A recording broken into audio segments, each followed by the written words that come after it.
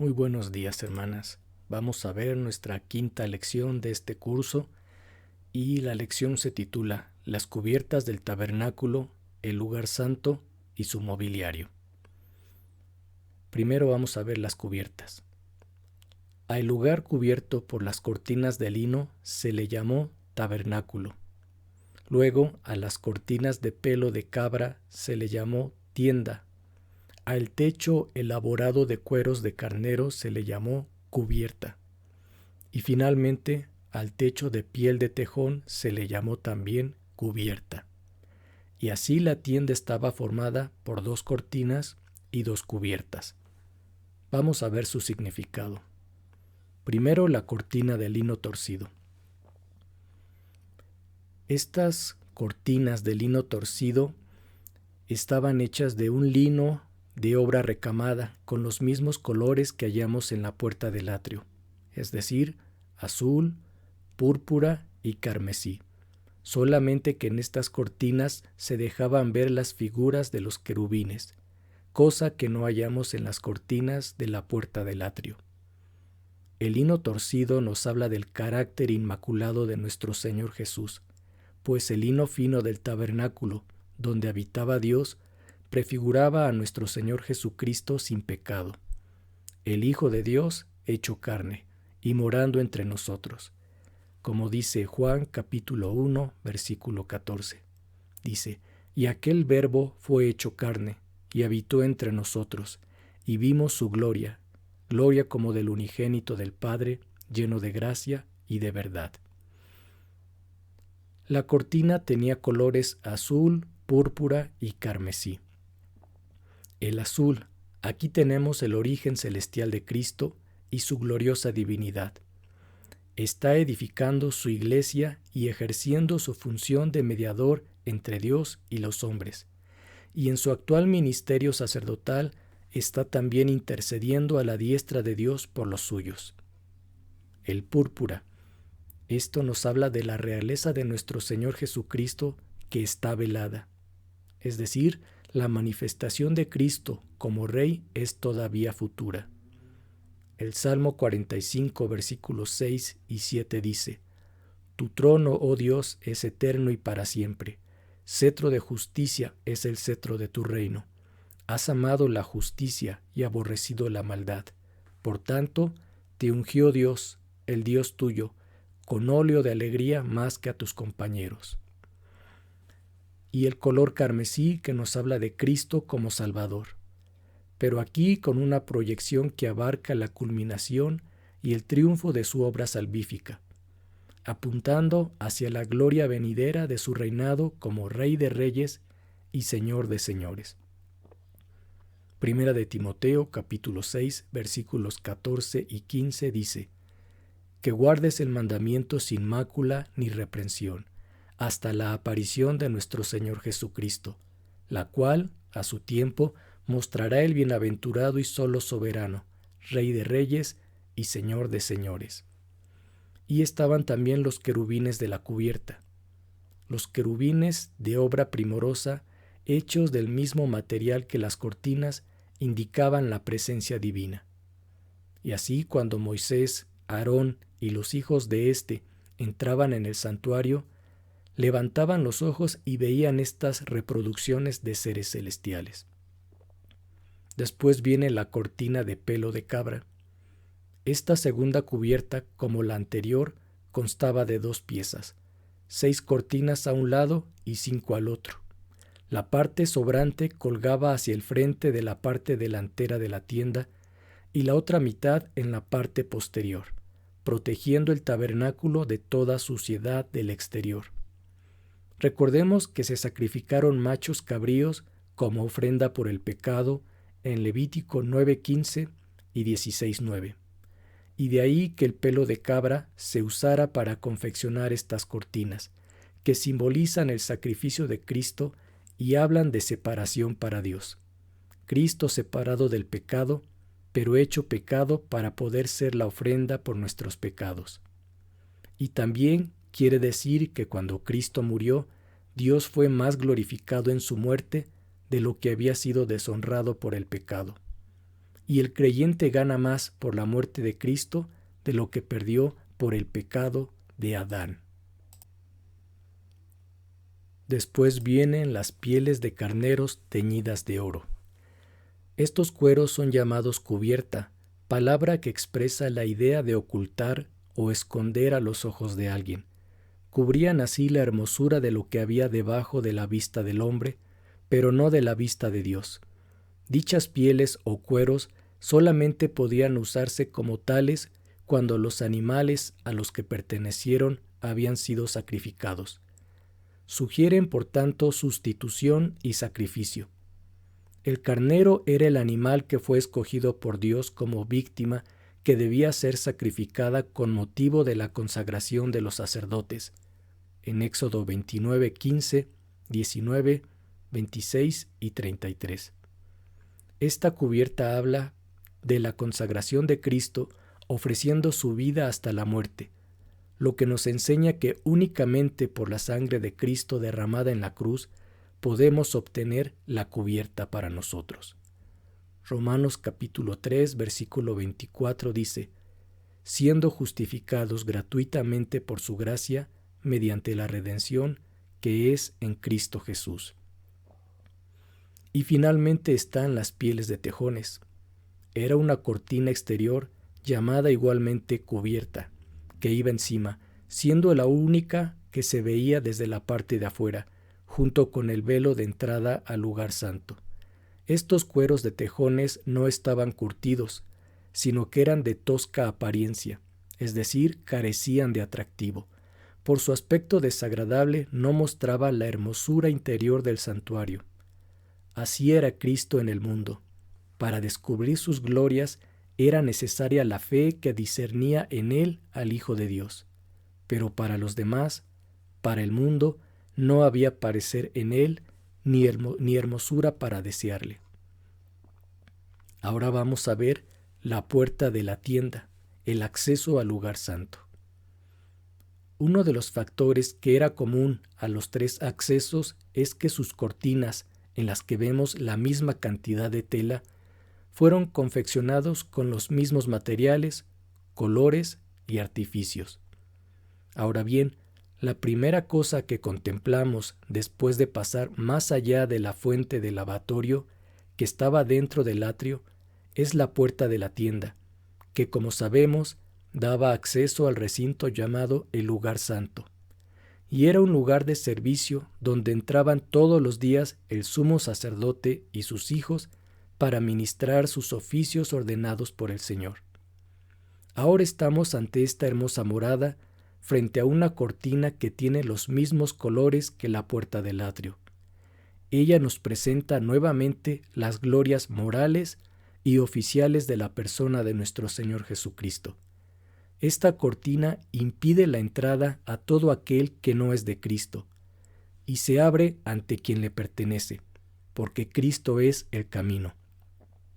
Juan capítulo 14, versículo 6 dice: Jesús le dijo: Yo soy el camino y la verdad y la vida.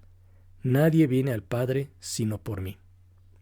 Y Efesios capítulo 2, versículo 18 dice: Porque por medio de él, los unos y los otros tenemos entrada por un mismo espíritu al Padre.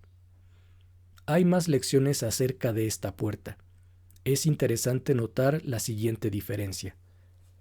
La cortina de la puerta del atrio colgaba sobre 4 columnas de bronce, mientras que aquí las 5 columnas son de madera de acacia cubiertas de oro, con sus capiteles igualmente de oro, y sin embargo las bases no eran de plata, como las de las tablas del tabernáculo, sino de bronce.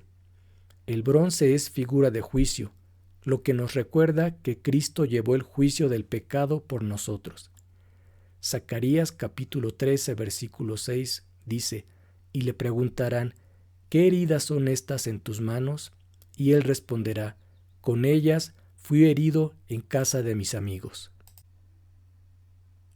Ahora vamos a estudiar el lugar santo y su mobiliario. Aquí vemos el lugar santo siendo nombrado como el primer tabernáculo, En Hebreos capítulo 9, versículos 6 y 7, dice: Y así dispuestas estas cosas, en la primera parte del tabernáculo entran los sacerdotes continuamente para cumplir los oficios del culto, pero en la segunda parte solo el sumo sacerdote, una vez al año, no sin sangre, la cual ofrece por sí mismo y por los pecados de ignorancia del pueblo. Este lugar santo quedaba en la parte oriental y medía 20 codos de largo por 10 de ancho y 10 de alto.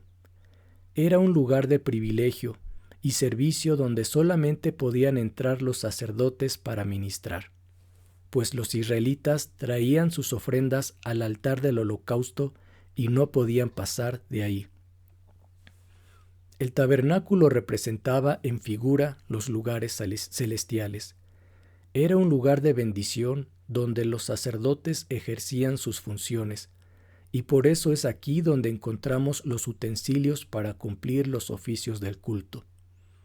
Esto nos dice a nosotros, los creyentes de esta dispensación, que habiendo sido redimidos y santificados, tenemos este privilegio de entrar a la presencia del Señor como sacerdotes de Dios.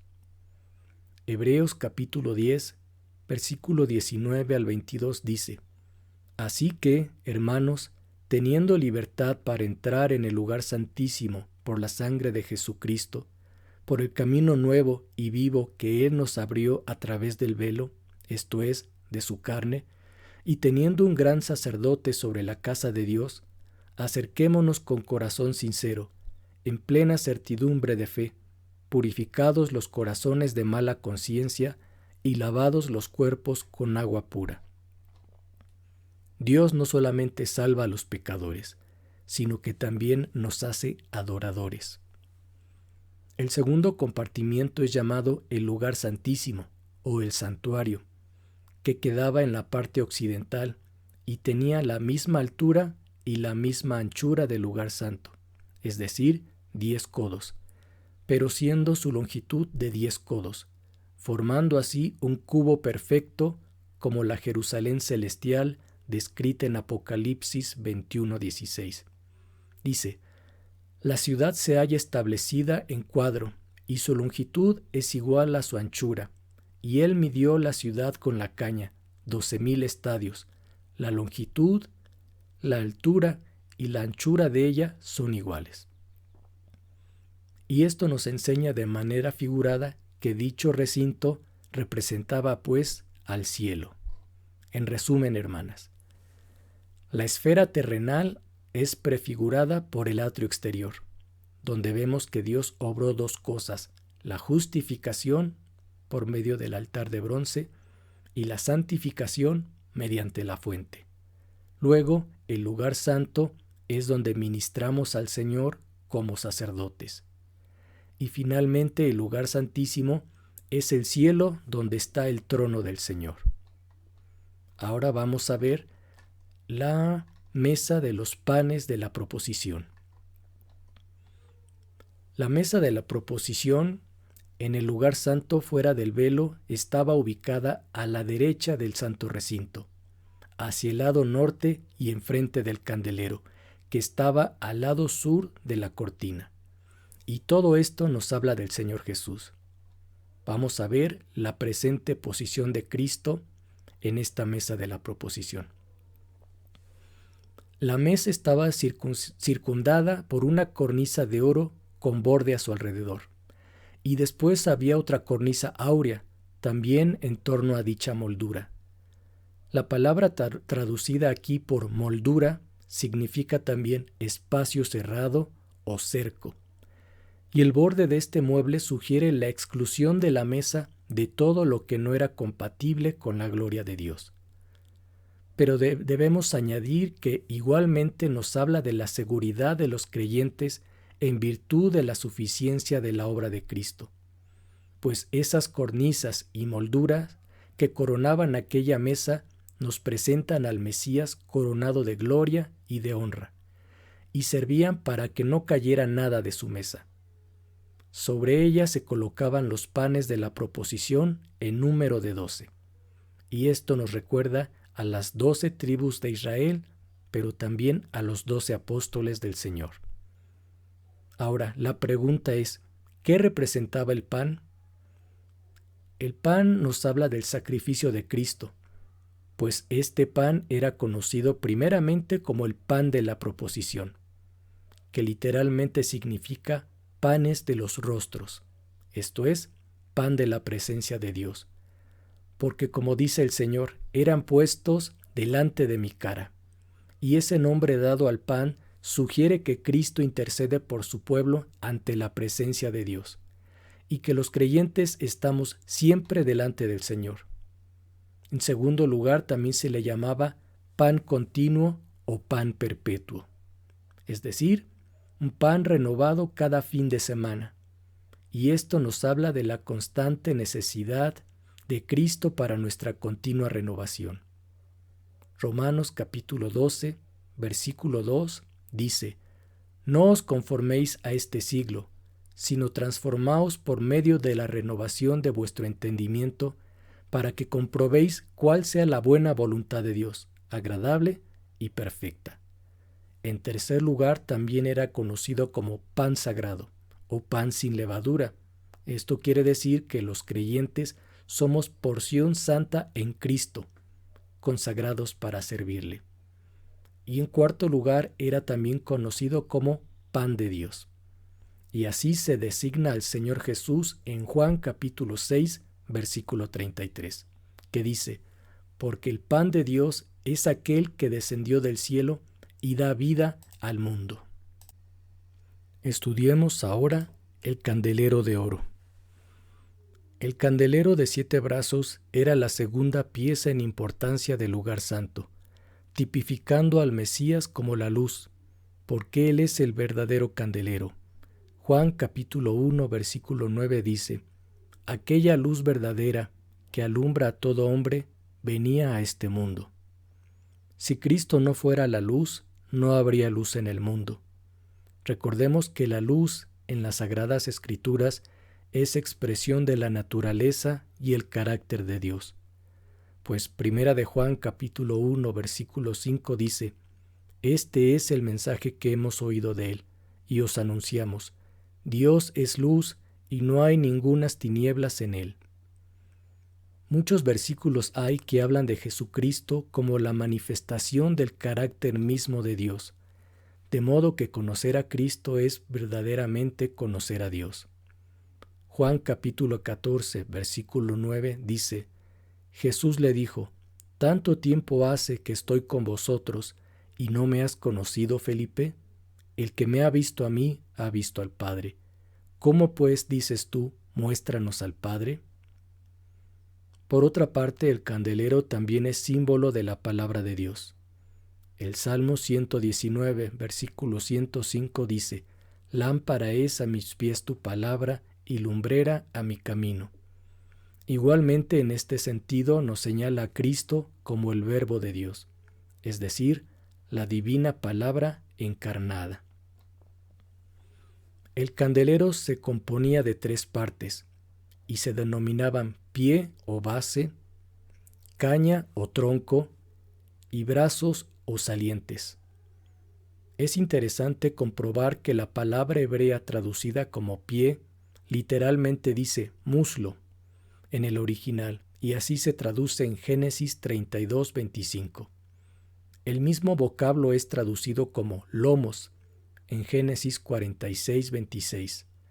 Y volvemos a encontrar este término en Éxodo 1, versículo 5, que dice: salieron de los lomos de Jacob. Y en Jueces capítulo 8, versículo 30, se dice que vinieron de sus lomos.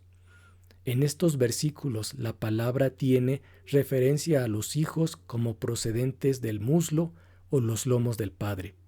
El mismo término para salir sugiere la idea de engendrar del tronco central, dando los brazos salientes idéntica luz que daba dicho tallo. Y esto señala a Cristo como nuestra vida y muestra lo que ocurrió con nosotros. Colosenses capítulo 3, versículo 4 dice: cuando Cristo, vuestra vida, se manifieste, entonces vosotros también seréis manifestados con Él en gloria. La totalidad de 7 luminarias irradiando una luz séptuple que formaba una unidad nos habla de perfección y plenitud también, pues 7 es sinónimo de plenitud. Cristo es el único absolutamente perfecto y Él es llamado la plenitud de aquel que todo lo llena en todo. Efesios capítulo 1, versículo 23. Las 7 lamparillas indican, pues, al Espíritu abundante de Cristo descrito en Isaías capítulo 11, versículos 1 al 2, que dice: «Saldrá una vara del tronco de Isaí, y un vástago retoñará de sus raíces, y reposará sobre él el Espíritu de Jehová, Espíritu de sabiduría y de inteligencia, Espíritu de consejo y de poder, Espíritu de conocimiento y de temor de Jehová». La palabra brazo en Éxodo 25, versículo 32, que significa conseguir, adquirir o redimir, nos recuerda a nosotros como iglesia, pues Efesios capítulo 1, versículo 14 dice que es las arras de nuestra herencia hasta la redención de la posesión adquirida, para alabanza de su gloria, la posesión adquirida. Así Cristo en medio y nosotros a su lado nos dice que Él es la cabeza y nosotros somos sus miembros. Estudiemos ahora los adornos del candelero. Estos nos hablan de la hermosura del carácter de Cristo, pues vemos que había 3 clases de adornos en aquel candelero: copas, manzanas y flores. El número 3 habla del triple testimonio divino, el de Dios el Padre, Dios el Hijo y Dios el Espíritu Santo. Ahora estudiemos cada uno de estos adornos. Primeramente, las copas. Estas fueron confeccionadas en forma de flor de almendro. La palabra hebrea para almendro significa apresurar, que no duerme o el que está despierto, y de ahí se deriva la idea de árbol vigilante, tal vez porque florece antes que los otros árboles frutales, y porque es el primer árbol en dar fruto. Esto nos recuerda la vara muerta de Aarón, que había reverdecido y echó flores, y arrojando renuevos produjo almendras, lo que es símbolo de la resurrección de nuestro Señor Jesucristo.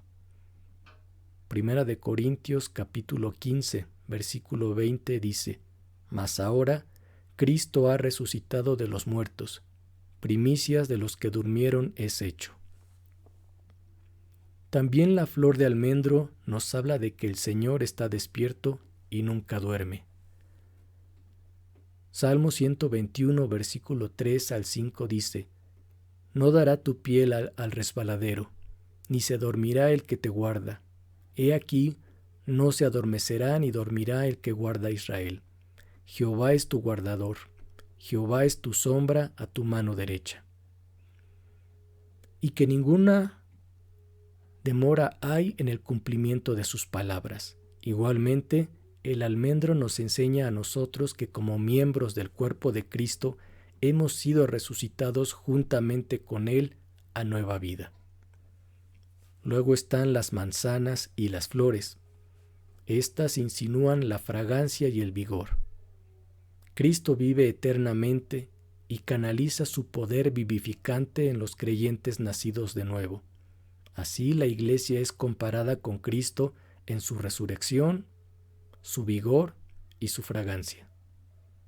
Segunda de Corintios capítulo 2 versículos 14 al 17 dice: «Mas a Dios gracias, el cual nos lleva siempre en triunfo en Cristo Jesús, y por medio de nosotros manifiesta en todo lugar el olor de su conocimiento. Porque para Dios somos grato olor de Cristo en los que se salvan y en los que se pierden. A estos ciertamente olor de muerte para muerte, y a aquellos olor de vida para vida. Y para estas cosas, ¿quién es suficiente? Pues no somos como muchos que medran falsificando la palabra de Dios, sino que con sinceridad, como de parte de Dios y delante de Dios, hablamos en Cristo». Pasemos a considerar otro detalle importante. El candelero era de una sola pieza, todo él forjado a golpes de martillo. Su hermosura provenía de los golpes a que fue sometido, y esto nos sugiere los sufrimientos de Cristo. Ahora vemos, finalmente, que el candelero fue colocado al sur, y esto nos hace recordar que, en el orden que ocupaban las tribus en el campamento de la congregación, la tribu de Rubén tenía su ubicación también orientada hacia el sur. Y Rubén significa mirando al Hijo. Así debemos contemplar a nuestro Señor Jesucristo, como dice Hebreos 12:2, fijando la mirada en Jesús, el autor y consumador de la fe, porque Jesús es la verdadera luz. Veamos el material del candelero. Fue hecho de oro puro, y esto nos habla de la deidad de Cristo. El oro fue el único material que se empleó para hacer este candelero de 7 brazos, y era enteramente de oro puro sin aleaciones, como también los utensilios para su uso. Y este candelero era encendido con aceite. Esto nos habla de la obra de Cristo, pues para mantener la luz, las lámparas del candelero debían contener la suficiente cantidad de aceite puro de olivas machacadas, a fin de que pudieran arder continuamente. El candelero daba luz porque sus lamparillas estaban llenas del aceite necesario. Esto nos presenta un cuadro de la obra de Cristo en el poder del Espíritu Santo. Juan capítulo 3, versículo 34 dice: porque el que Dios envió, las palabras de Dios habla, pues Dios no da el Espíritu por medida. Y nos habla también, además, del testimonio que el Espíritu da al mundo por medio de sus ungidos. Juan capítulo 16, versículos 7 al 15 dice: pero yo os digo la verdad, os conviene que yo me vaya, porque si no me fuera, el Consolador no vendría a vosotros. Mas si me fuere, os lo enviaré, y cuando Él venga, convencerá al mundo de pecado, de justicia y de juicio.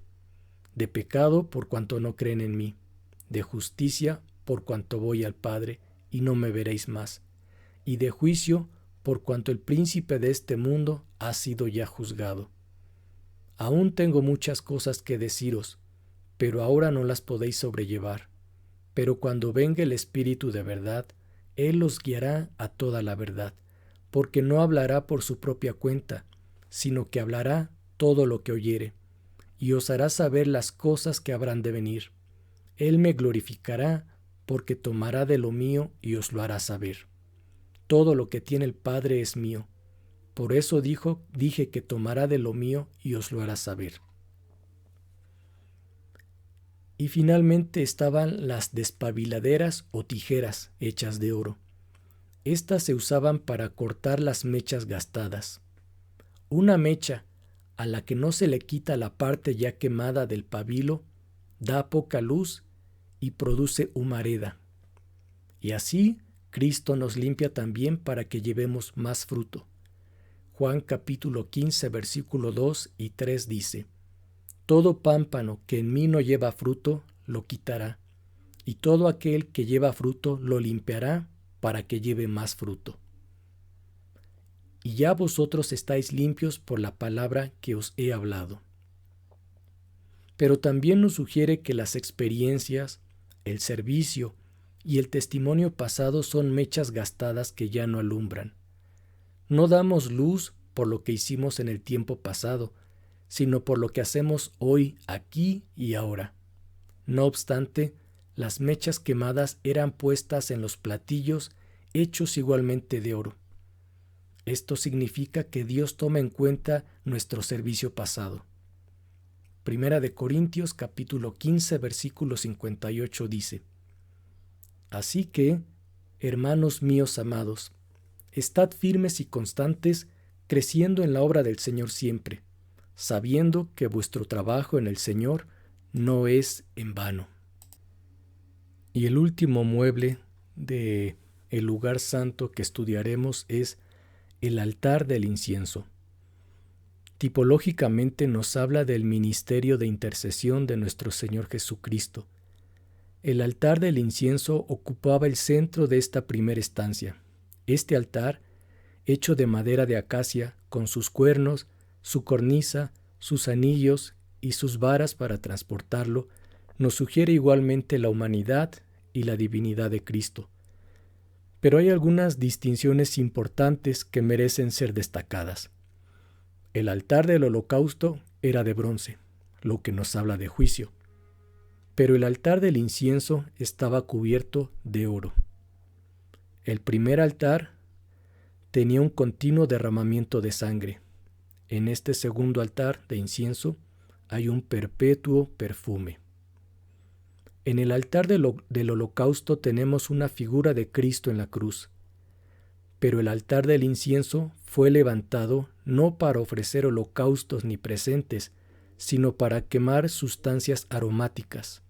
Y sin embargo, había una estrecha relación entre ambos, puesto que del primer altar, el de bronce, tomaba Aarón las brasas ardientes que se habían alimentado del holocausto para quemar el incienso en el segundo.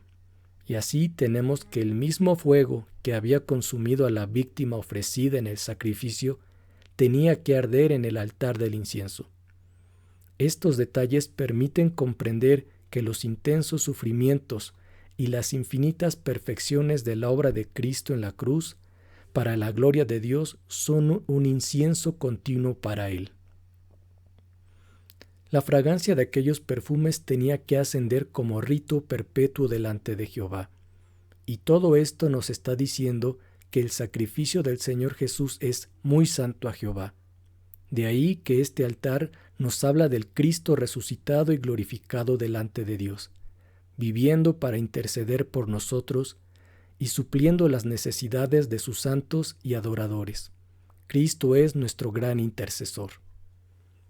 Cuando adoramos debemos tener siempre presente ante nosotros el Calvario, a fin de poder ofrecer un culto verdadero y aceptable delante de Dios, por cuanto el creyente forma parte de la familia sacerdotal para exaltar las glorias de Cristo como un incienso de grata fragancia, como dice 2 de Corintios capítulo 2 versículo 15. Porque para Dios somos grato olor de Cristo. Veamos ahora la ubicación del altar. La posición que ocupaba este mueble era muy significativa. Se hallaba situado entre las dos partes que formaban los dos recintos del santuario, es decir, delante del velo que separaba el lugar santo del lugar santísimo y en línea con el altar del holocausto y la fuente del lavatorio que estaban en el atrio. Y antes de llegar al arca de la alianza, la cual se encontraba colocada en el lugar santísimo. Así, para nosotros los cristianos, esto nos lleva a las mismas puertas del cielo cuando nos hallamos ante el trono de la gracia. Estamos en parte en la tierra y en parte en el cielo. Nuestras oraciones ya están ahí y nosotros respiramos esa atmósfera celestial. Los componentes del altar. Los materiales usados para la construcción de dicho altar representan la doble naturaleza de nuestro Señor Jesucristo. Está la madera de acacia, que es incorruptible y nos habla de la humanidad impecable de nuestro Señor Jesucristo. El oro, que es la deidad de Cristo, que ahora está exaltado en el cielo. Los cuernos del altar, que eran cuernos cubiertos de oro, que es símbolo de poder divino y de autoridad de Rey. Nos habla también del poder de la intercesión de Cristo. Es un Cristo todopoderoso quien intercede por los suyos. Y los cuernos del altar, uno en cada esquina del mismo, nos indican los 4 ángulos del mundo, lo que sugiere la universalidad de la obra intercesora de nuestro divino Señor. Así nosotros también, como hijos de Dios y sacerdotes, tenemos su poder cuando oramos. Recordemos la promesa del Señor Jesús en Juan capítulo 14, versículo 13. Y todo lo que pidáis en mi nombre, os lo haré. La cornisa del altar. Esto habla de nuestra seguridad por la intercesión de Cristo, por nosotros. Observemos que este altar estaba coronado por una cornisa para impedir que la leña carbonizada se cayera. Así el creyente es guardado. Juan capítulo 10, versículo 28 dice: Y yo les doy vida eterna, y no perecerán jamás, ni nadie las arrebatará de mi mano. Además, esta barandilla de oro significa que Cristo, como nuestro sumo sacerdote, es un sacerdote coronado, y como tal, ejerce un ministerio de rey. Nosotros, los creyentes, participamos igualmente del mismo privilegio, y así podemos orar en intercesión los unos por los otros. Efesios capítulo 6, versículo 18 dice: orando en todo tiempo con toda oración y súplica en el Espíritu, y velando en ello con toda perseverancia y súplica por todos los santos. Los anillos del altar y sus varas. Esto nos sugiere el alcance de la intercesión de Cristo, es decir, la constante permanencia del Señor con su pueblo. Mateo capítulo 28, versículo 20 dice: y sabed que yo estoy con vosotros todos los días hasta el fin del mundo. Vemos que el altar del incienso tenía anillos de oro para introducir en ellos las varas correspondientes, también cubiertas de oro, a fin de poder llevarlo y marchar así con el campamento cuando éste se trasladaba de un lugar a otro. Así es con Cristo. No hay lugar donde Él no puede estar presente. El Señor ejerce su ministerio de intercesión como nuestro sumo sacerdote y además permanece con nosotros. El sacrificio anual sobre este altar. Aquí tenemos el fundamento de la intercesión de Cristo. Ya vimos que en el altar no se inmolaban víctimas en holocausto, sino que solamente se ofrecía incienso. Sin embargo, sobre él se hacía expiación una vez al año con la sangre del sacrificio por el pecado para expiación, lo que constituye otro símbolo del sacrificio de Cristo. De esta manera se establece otra conexión entre el altar del incienso y el altar del holocausto. La sangre de Cristo es la única base sobre la cual se apoya su ministerio de intercesión.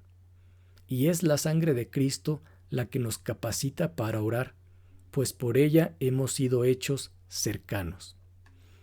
Y finalmente está el incienso del altar y su composición.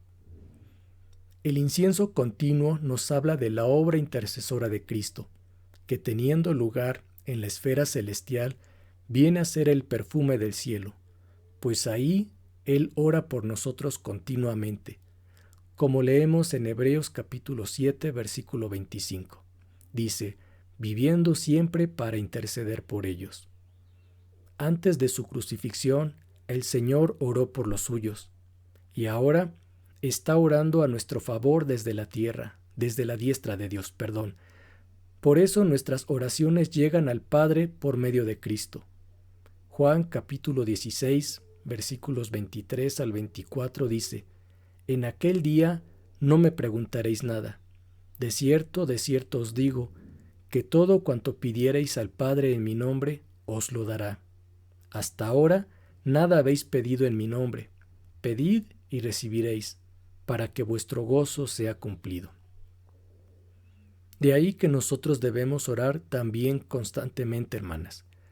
Primera de Tesalonicenses capítulo 5, versículo 17 dice: orad sin cesar. Y hasta aquí con esta lección, hermanas, que el Señor les bendiga.